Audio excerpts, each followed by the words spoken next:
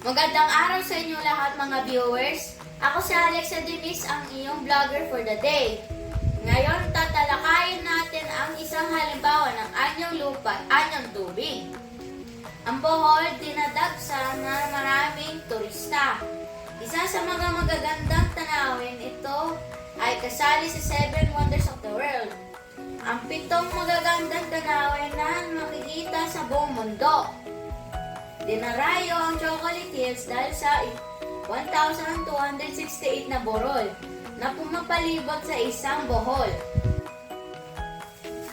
Maaari na natin tawagin na perpektong tsokolate ang Chocolate Hills dahil sa mga perpektong pagkaubog. Nagiging kulay chocolate ito dahil sa init ng panahon. Ngunit kapag dumaan na ang tag-ulan ay makikita mo na kulay berde. Ang Chocolate Hills ay isang tourist spot sa Pilipinas. Ito ay nagpapatas ng level ng turismo at nakakatulong sa mamamayan na magkakaroon ng trabaho dahil turismo.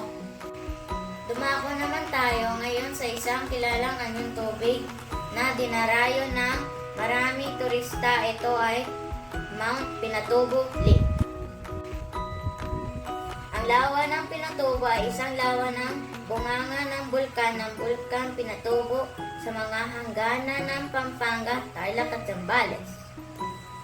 Nakaraan pagputok ng bulkan noong ika-15 ng Hulyo taong 1991. Pagkatapos ng 600 taon, pagkatahimik, ito ay nandulot ng malaking pinsala sa lalawigan ng Zambales at Pampanga.